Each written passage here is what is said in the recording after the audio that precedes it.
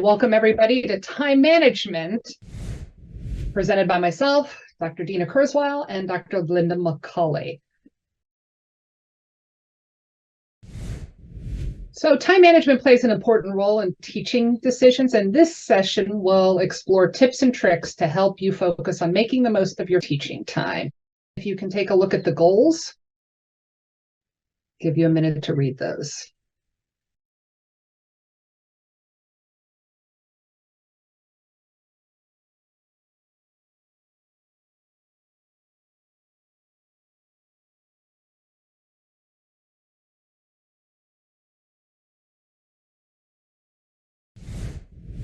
So some of the basics of time management. One of the first things to do is to have a list of tasks.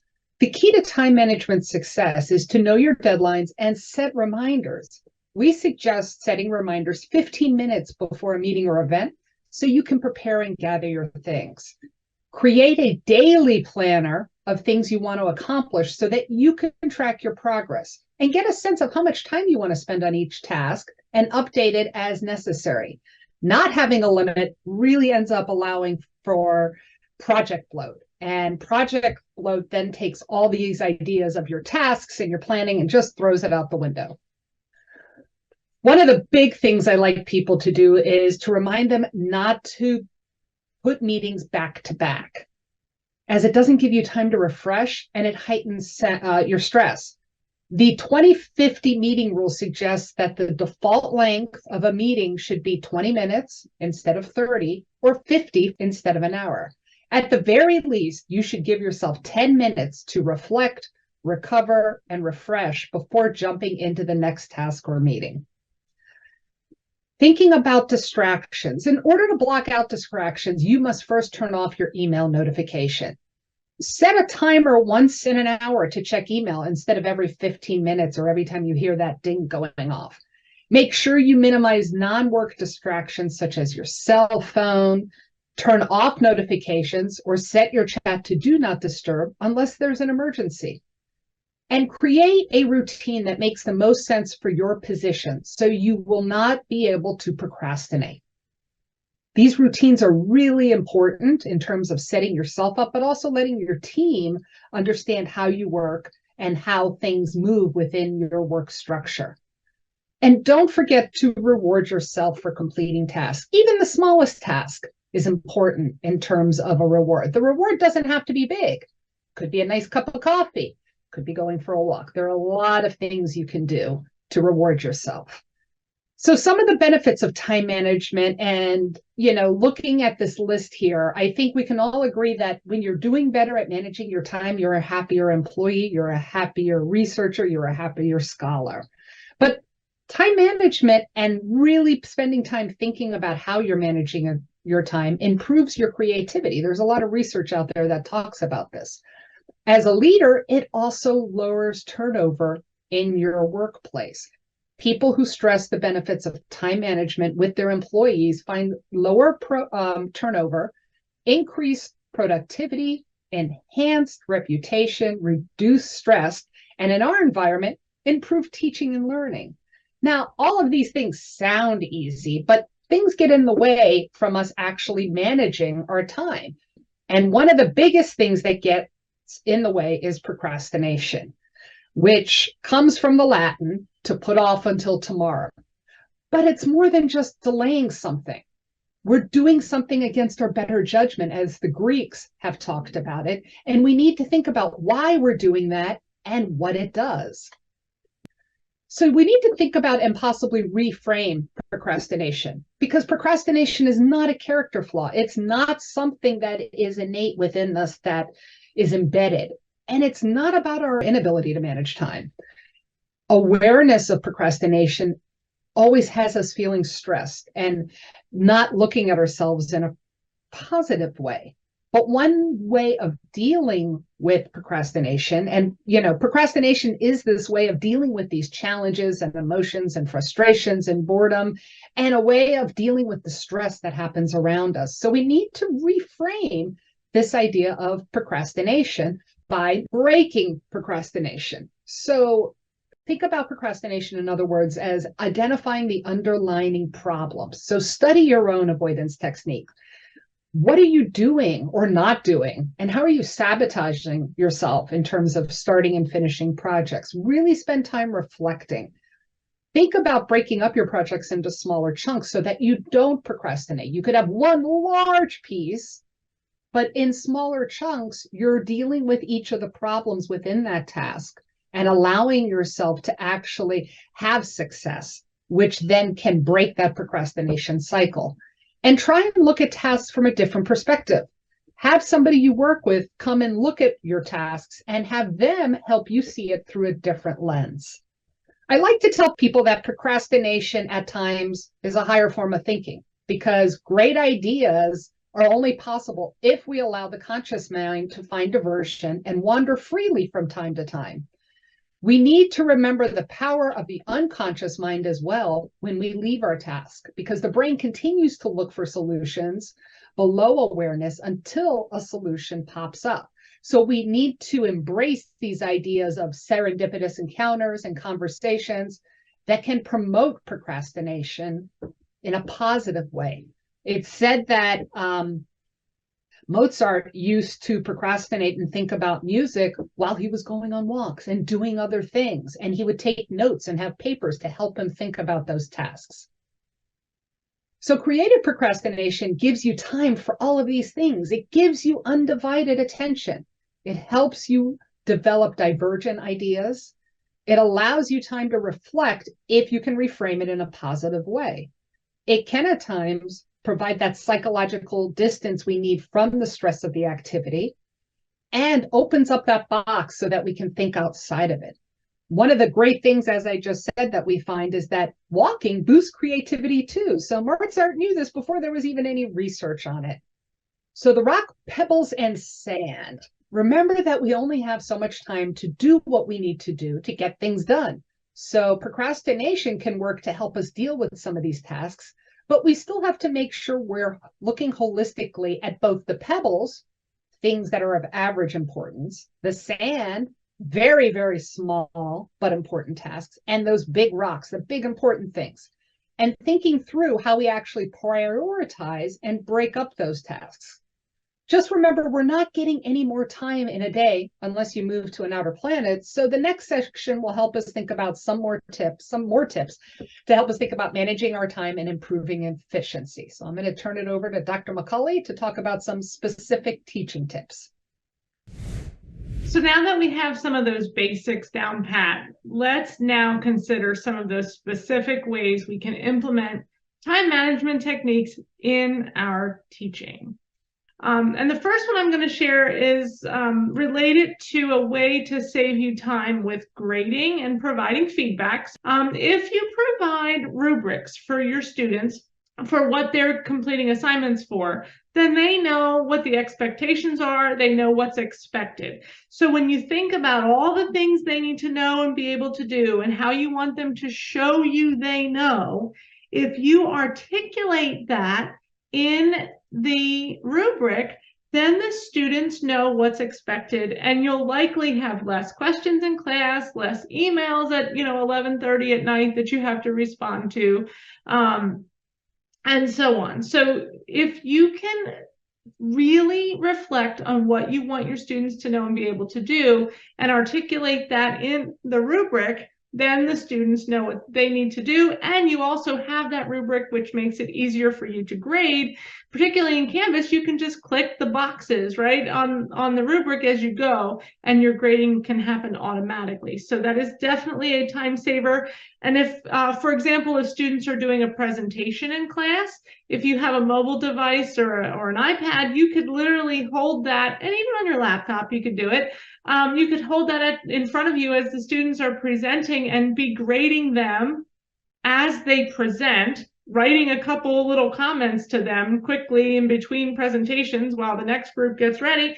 And then by the time the class is done, your grading is mostly or completely finished during the class session. So, and I do that quite a bit with presentations for students, and that saves me a lot of time because I'm in the moment. I remembered what they presented and what they said in the moment, and I don't have to worry about going back later on in the day to provide that grading feedback. So that is our first tip. Our second tip relates to putting some of the onus on students so that you aren't always the one providing all of the feedback. So you can employ peer review and feedback where students are explaining and providing feedback to their peers on a particular assignment or a paper or a presentation, whatever it is. And what that does is it relieves you from being the only one with the right answer.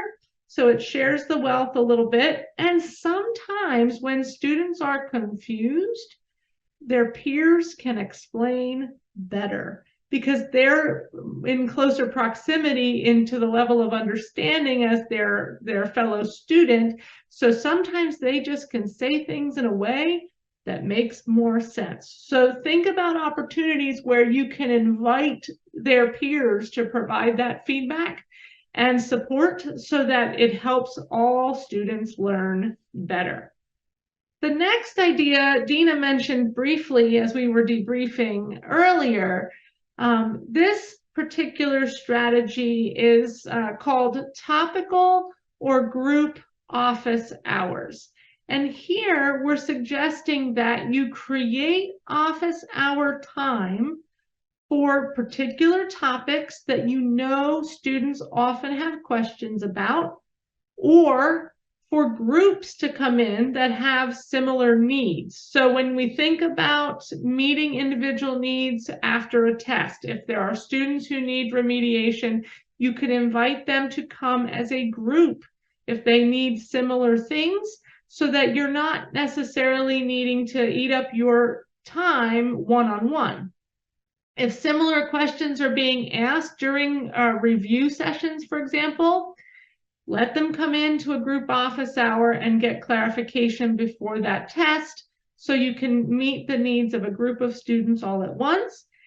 It's also useful because not only does it save you time from doing one-on-one sessions with students, but group help can be less threatening.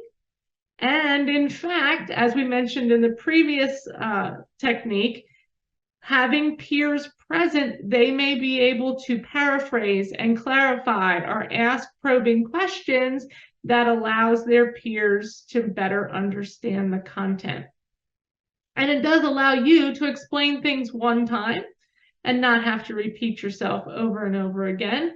And it does increase interaction with you if you have those group office hours, so the students know you are accessible outside of class time for their needs. Another way that you can save some time is to encourage the students to be more active in course materials. So you can have students create content for your course, such things like study guides, sample exam questions, chapter summaries or highlights, or even class notes. And you could do these as a collaborative document in a Google Doc, for example, too, where multiple students or even the whole class could be creating those course materials, those notes, those questions for everyone's benefit. Why is this effective?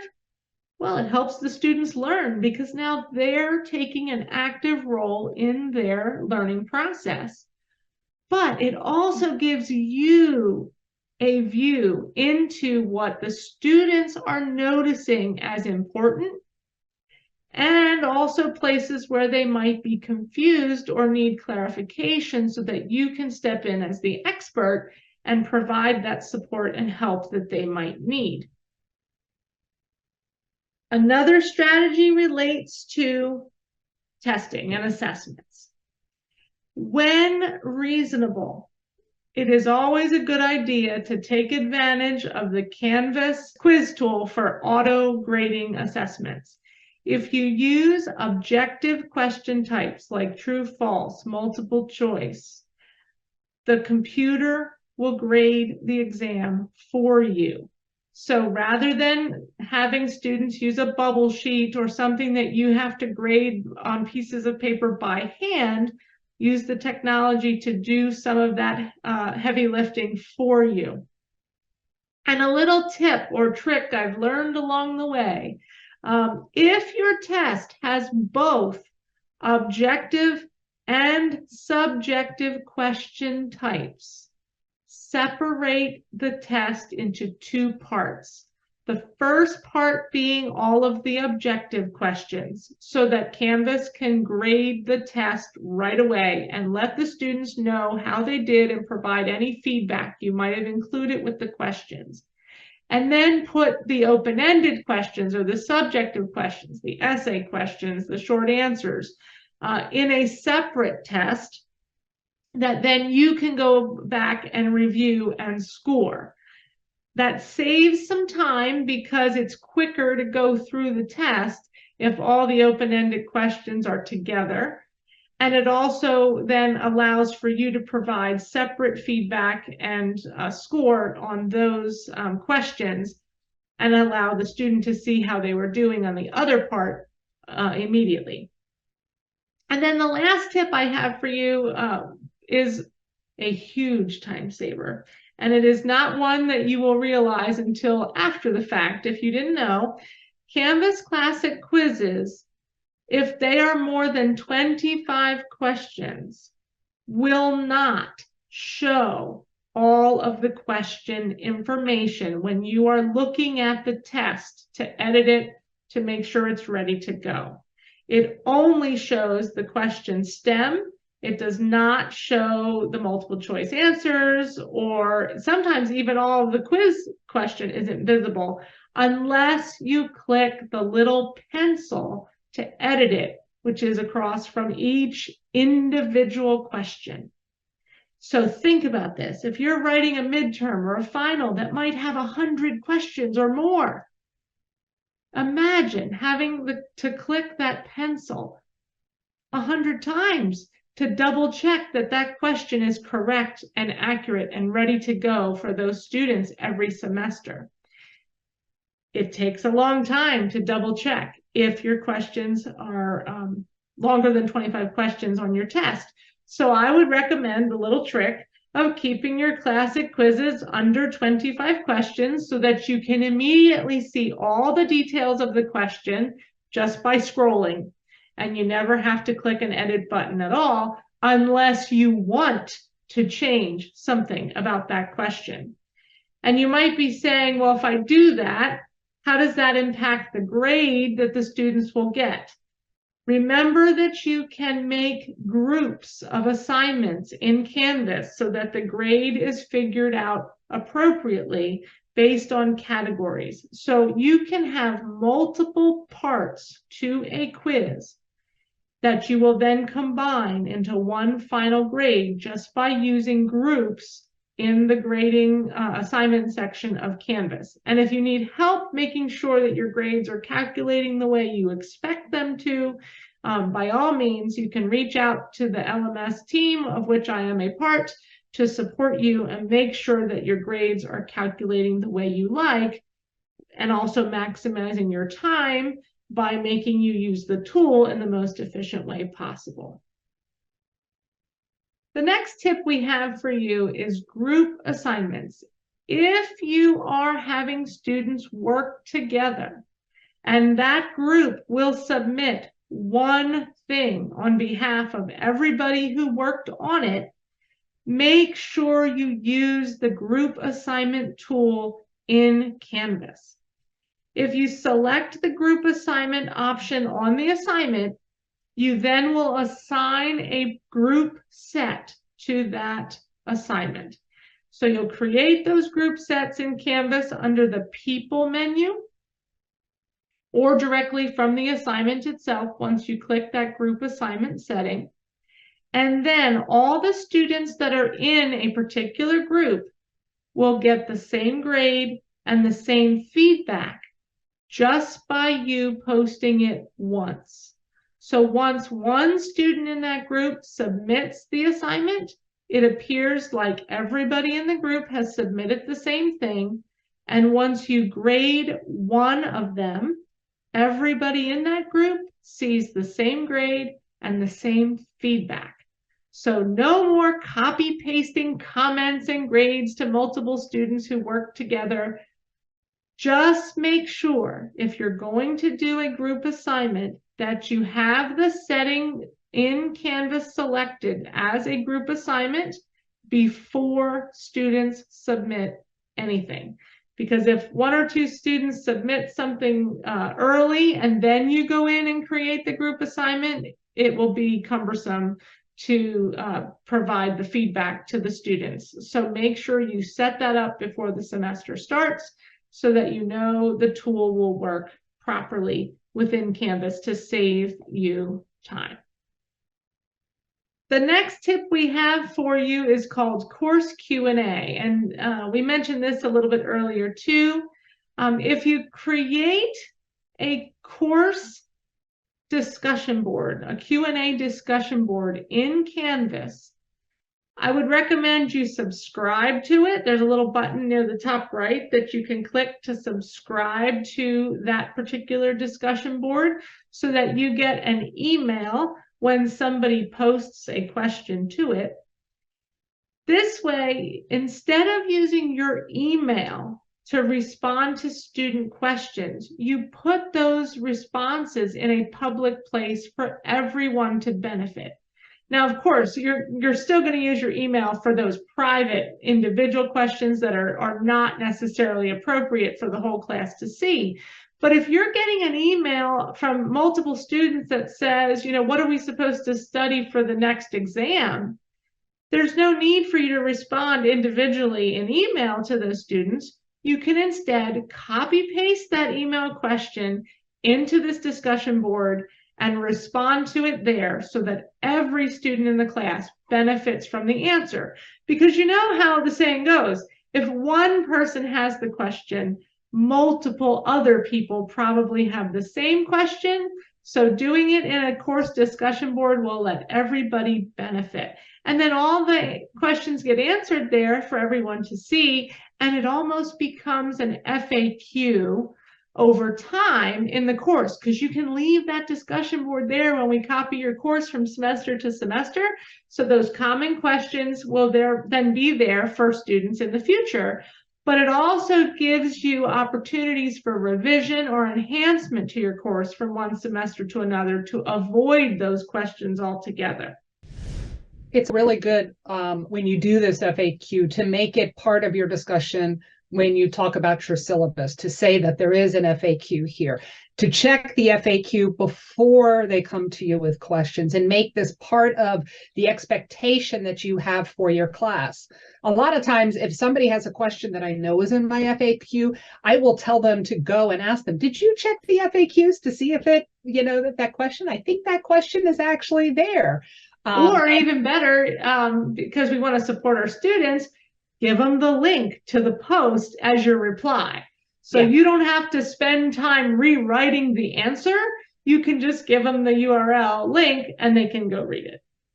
The other thing I'd like to add about this is when we do this, when we have an FAQ section, we're helping students prepare to take care of themselves, both in this course and in the future. We're giving them ownership of their learning. So instead of just providing them the answer, sending them to where the answer is a much better way of putting that control in their hand. But even more importantly is letting them know that at the beginning of the class and over again. There's an FAQ section here. Check it before you come with me with questions. And we need to put that ownership in their hands because that's real life, right? You're not always going to have somebody to run to ask a question all the time. So you need to be able to know where to go to look for this sort of thing. And that FAQ piece becomes a huge resource for you, but it also provides you with more time. So you're not answering those same questions over and over again. And then, like we said, in the future, if you realize that there was a lot of confusion about a particular assignment or a particular reading or whatever it is that they're asking questions about, that's your moment of reflection to say, okay, what could I do differently for next semester to avoid this confusion and reduce the stress on my students, but also on me, so that I don't have to be answering these questions. So maybe it is employing that rubric. Maybe it is putting the due date clearly in the due date field on an assignment. Maybe it is clarifying instructions on a particular assignment that caused confusion, or providing more updated resources for students to access in order to be successful. But all of those questions that come up give you food for thought about a revision to save your time in the future and also to support your students' success. Our next strategy is something that will save you a great deal of time if you provide points for attendance and participation. If you do, you want to make sure that you create an assignment in Canvas with a no submission type, so that we don't cause confusion for the students, that they know they're not handing anything in for this, but you need a column in your gradebook to put a score. And then go to the gradebook, and using the little 3-dot option menu that's next to the title of the assignment, click the Set Default Grade option and give every student 100% of those points from day one. And then the only time you need to worry about attendance and participation throughout the semester is if somebody is absent. Then you would go in and deduct points as appropriate per your syllabus policies for that student who is absent. And you can add a note on that particular student's grade score about why they were absent. And that's it. And then you move on. So you don't actually have to take attendance every week and give everybody the 5 points every time they come to class, because you've already assumed they're going to be there every day, and then only have to touch the gradebook if they are not present and need to have points deducted. I can't tell you how many hours that will save you in the course of a semester if you grade attendance and participation. A lot of times when I'm setting up my grading, I do that for everything. Everybody, I tell my learners, everybody starts with an A in this course. So everybody has all the points. And then it's as they've done things that those points either remain the same for full credit or get reduced because of what they did. So instead of everybody starting from 0 and going to 100%, they start at 100% and they lose points based on what they're doing. It's the same idea here, just a different mindset, a different way of framing it all. Our next slide here talks about classroom time management. So when you think about, preparing for class and actually delivering class, think about creating a checklist of things to take to class so that you're not having to run back to your office to grab something that you forgot. And also keep a list, the to-do list of sorts for what you need to say. The announcements, the reminders, the really important things that the students need to know, so that you don't end up finishing class and saying, oh gosh, I forgot to remind them about X. So keep your little Post-it note or use your reminder app on your phone to make sure you refer to that so you cover the important things. And then give yourself that time. Give yourself 10 to 15 minutes before class to make sure that you know what you're going to cover. Make sure that you're in the right mindset and have reviewed everything you need. And probably most importantly, to make sure that the equipment is working and that you have everything organized that you need electronically with the technology ready to go. Because sometimes technology does weird things, and you might need those extra few minutes just to get everything working properly. And part of that could be this next bullet, which is implementing classroom assessment techniques to ensure your students are learning. So if something goes wrong with technology and you need 5 minutes because you have to restart the computer, or you need to reboot something or reorganize yourself because something went awry, give the students a quick little something to do. It could be something as simple as take the next 5 minutes to reflect on the top 3 things you learned from the readings last night, and then we'll begin the class after you've had a chance to reflect. And now they're busy doing something meaningful with that time while you are troubleshooting the technology or getting yourself organized. And that way, everybody wins, even in the face of some unexpected adversity to get started with your class. And then the last bullet here is give yourself that wind down time. We so often are running from one class to the next. And just like when we schedule meetings, we want to make a 30-minute meeting 20 minutes, and we want to make an hour-long meeting 50 minutes to give ourselves that wind down time. Do the same thing in your classes.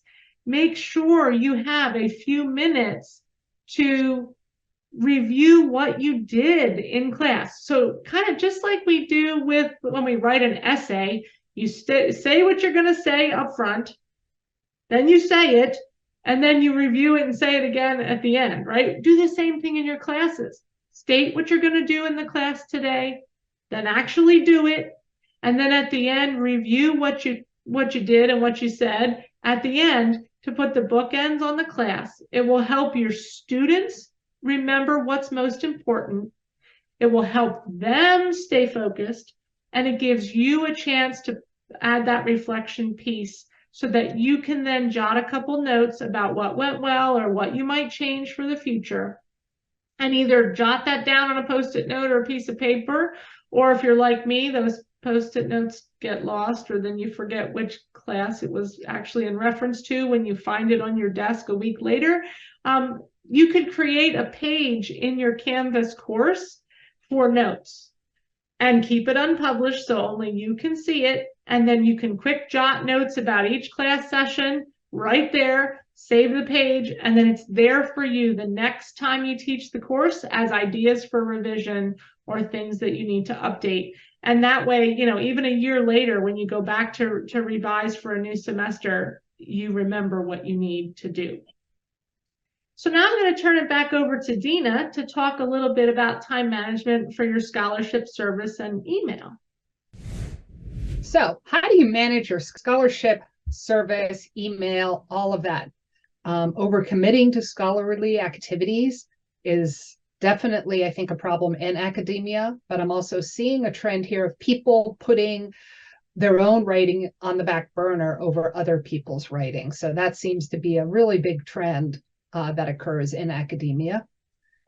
And overcommitting to scholarly activities, right? You can only do so many things. So the challenge is when we all have multiple things we need to do, if we go back to the graphic of the pebbles, rocks, and sand, it's really easy to address the thing that's right here in front of us, but we have to try to schedule time to do those key activities that we know are part of our responsibilities so that we don't get sucked in by all those other little things that just are easy to kind of like the one-offs or the low-hanging fruit. We still got to do those big things too. You know, and I tell people to take that emergency airplane approach. You got to put your mask on yourself first before you put it on somebody else. So if you're not taking care of yourself, you can't really help others well, because that's going to be impacting how you help them, because it's sitting on that back burner. So I tend to tell people that, but we're going to get into, I think, some strategies that also may help you with this. So regarding your service duties, consider using a strengths-based approach. And consider those strengths for focusing your service on duties. This is what a strengths-based approach or asset-based approach is all about. It focuses on your strengths, including your personal strengths, your social strengths, your community networks, and everything that works around you, and not on your deficits. A strengths-based approach is a holistic and multidisciplinary piece that works to promote an individual's well-being. When you start to look at what you're good at first, and think about how to deal with those first, you're going to get those done, and it's really going to promote this well-being. Also, consider developing a statement of purpose for your service. And you want to share that with your supervisor or mentor and let them know what you consider your service duties and what those look like and how much time they're taking. Okay? You want to work with them so they understand your plan and can also very candidly tell you if you're overextending yourself. Learn what requests you can safely refuse. We're very hesitant to say no to something, but we need to learn what we can safely say no to and say no to without repercussions. It's developing those boundaries around us.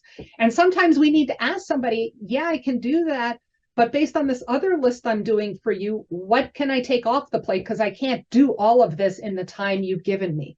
So you want to talk to those people that you're working with about what can you say no to? What is their priorities? What can they take off the plate?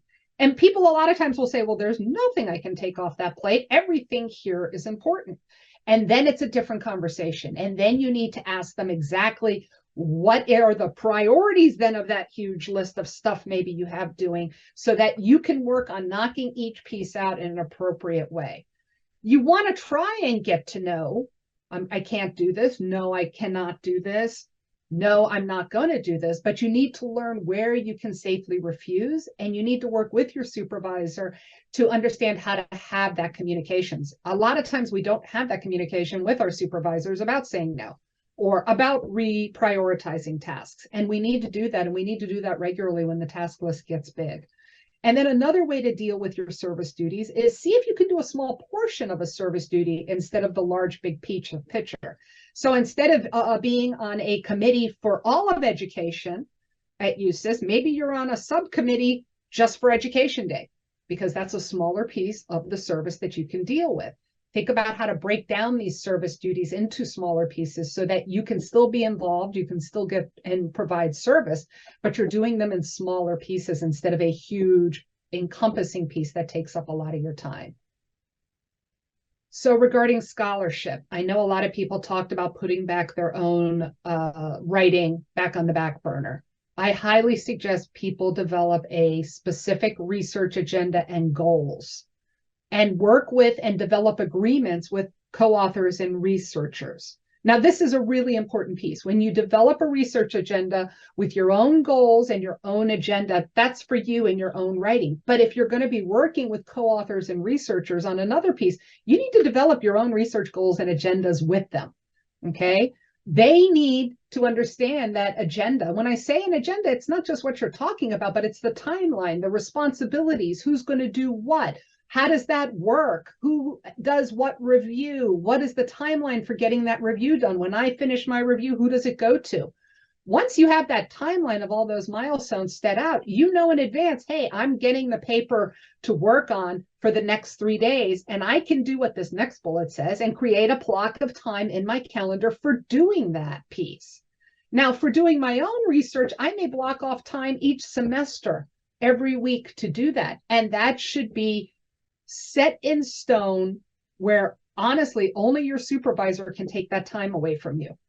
Okay, you want to be sure you have time set aside to do this. If you do not set aside time to do this that is set in stone, that only a severe emergency or your supervisor can take away, you will not do it, because something else will always come up. And we tend to not look at ourselves as important, we tend to look at others as important.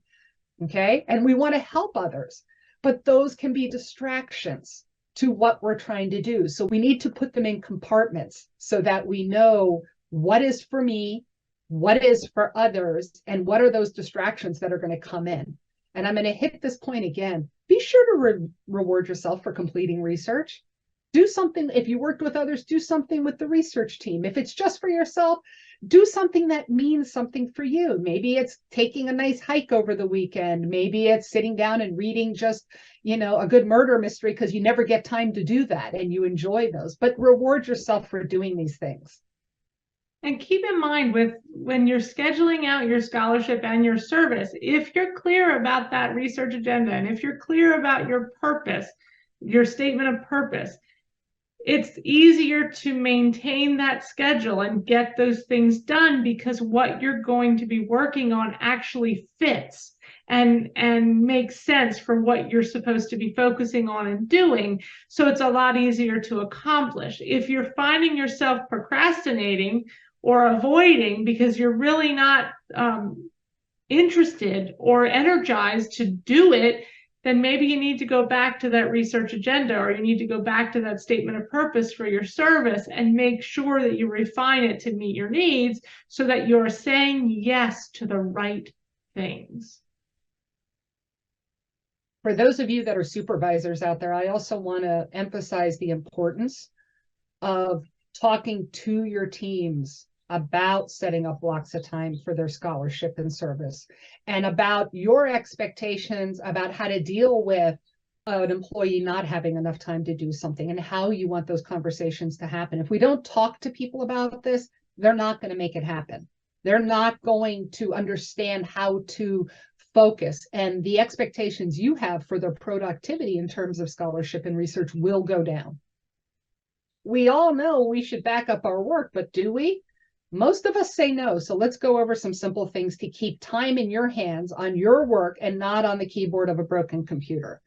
So I back up my stuff all the time. I move things over. I have a filing system so that I know where to find things. And in some cases, I have hard copies of things that I refer to on a regular basis, or where I've put notes. I can't emphasize enough the importance of backing up your work and making sure you don't have things sitting on your desktop and things belong in Google Drive. You have more space than you could ever use in Google Drive.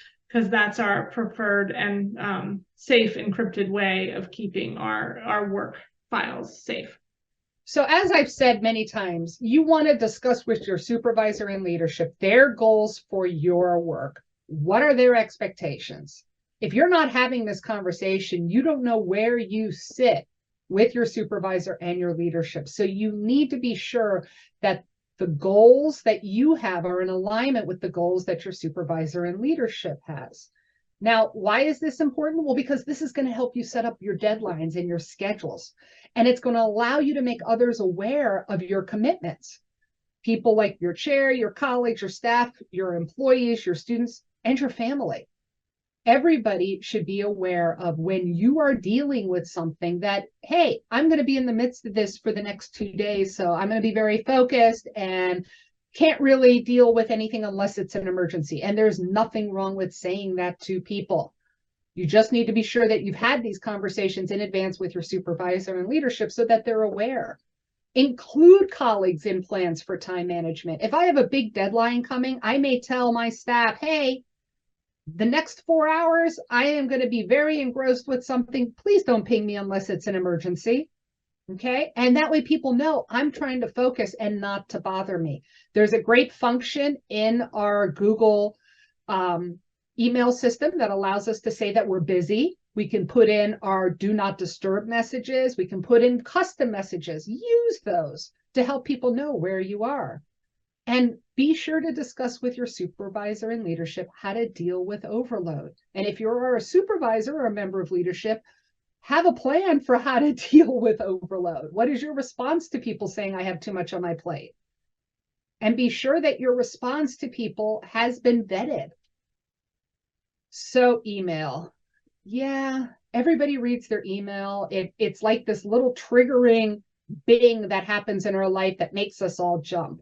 And what I'm about to say, I am going to intentionally acknowledge that it's hard to do this, but only read email a few times a day, because you get sucked into that bing sound of email and you're gone. And you could end up with 40 emails that came in and you start reading them.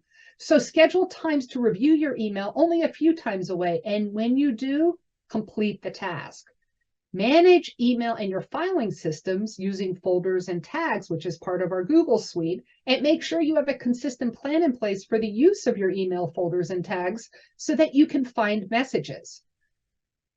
I would say probably 8 times of 10, you do not need to immediately respond to messages. It seems everybody feels they must respond immediately, and really ask yourself, do I need to respond now, or can I send a reminder to respond to this email maybe later today when I've done the rest of my work?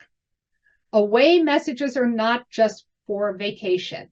Set them for times of blocks of times you will not be responding. And do this for your private tasking time and vacations. Like I said, if I know I'm going to be really busy focusing, reading or writing something for the next 4 hours, I'll put an away message out saying, hey, for the rest of today, I am going to be unavailable. I'll check email tomorrow morning. If it's an emergency, call me on my cell. Don't promise you'll get back to people. Tell them as time permits. When you set your out of office message, don't say you'll respond when you return. Tell them when time permits, or else you could be walking into 100 emails where people are expecting you to respond to them on the day you return. So it's a common mistake. People will write, hi, and I'll respond to your message when I return. No, we don't want to do that. You're going to respond to 100 messages in one day. Goodbye to your first day and maybe even your second day back. Try and tell them you'll respond as you have time or as time permits. You want to be sure that you want phone calls or meetings that are happening for lengthy replies. So you want to make sure that, we want to document things in an email, but a good set of notes shared afterwards with participants of what we'll covered will buy you time and set up good historical accountability. So don't do these long, lengthy replies. Do a very concise, documented email with a good set of notes on replies about what was said. So we've all heard all work and no play makes us very, very dull. And one of the things I like to suggest to people in terms of time management and well-being is set up time for physical exercise. I've told my staff that, let me know in advance before a meeting, but if you want to do a walking meeting and it is appropriate for that meeting and it's an internal meeting, I don't have a problem with somebody doing a walking meeting. Doesn't hurt me any, and the person's getting exercise, and they'll probably be more mindful later, and they have time for reflection. There's so many good things that can happen if you set up a walking meeting. It's absolutely important to consider that as part of the physical and mental exercise that can happen for our employees. When I was on site at USIS more often, I'd ask people if it was just a one-on-one meeting, hey, do you want to do a walking meeting? And we can walk around around USIS for the 30 minutes, get a little exercise in, talk. Walking meetings are a great way to help de-stress somebody. So keep that in mind. Also keep in mind that the more our employees are able to provide mindfulness and reflection to their daily practice, the better their outcomes will be. First glance, you might feel like taking that minute to do a mindfulness exercise, or taking that 5 minutes after class to reflect on how it went, what you would keep and what you would change, feels like you're taking more time. But in the end, you're actually going to save probably 2 or 3 or 4 times more time by doing it then, because then you can be more focused in your work later. So this is about learning to say no. And what I want you to think about is these following questions when somebody gives you something to do. A lot of times we don't talk about how this helps me because we're worried about helping other people. And a lot of these first bullets are about me as the person being asked a question to do something. Will this improve my standing? Will this help my research? If the answer is no, okay, why am I making this a priority? We need to ask how long will it take. We need to ask the deadline. We need to think about how busy am I? I think what's harder for leaders a lot of times is, can I delegate the task? Wow, so I'm giving over to somebody else? What does that mean? Giving over to somebody else doesn't mean you don't have a voice. It means you can give over to somebody else and then look at what they do and provide a different level of feedback on whatever it is, instead of trying to do the whole thing. Beware of committing to something 6 months down the road, because you will be equally busy, if not busier. Okay. When presented on a choice on whether to commit or not to commit, these questions can really help you think about internally about whether the answers you're going to be provided are favorable. Because if they're not favorable, why are you doing it? Why are you pushing yourself? So again, a one-sentence statement of purpose. Define what matters to you. What is the most important thing? And use the statement to gauge where you should spend your time. A lot of times people have an academic statement of purpose, a research statement of purpose, but what about what matters to you? What is your statement of purpose? As you think about your personal statement of purpose, Use that for your planning. Think about specific projects. And again, we've talked about this a little bit. Make up tasks, lists of tasks, deliverables, slub tasks, timelines, priorities, and really important here, and we haven't said this yet, find a buddy to help you both be accountable. You can do this with a friend and help everybody be accountable, each other. And choose a reward again. You know, we don't reward ourselves. I keep on saying this. We don't reward ourselves for a job well done. Well, if we don't reward ourselves, who will? If you would like assistance from the ETI, here is our email address, eti@usis.edu. And here are the references that we used for this presentation. Thank you for watching today's Teaching with Technology Brown Bag session. You can view all Teaching with Technology Brown Bags on the USU YouTube channel under the full ETI playlist. Have a nice day.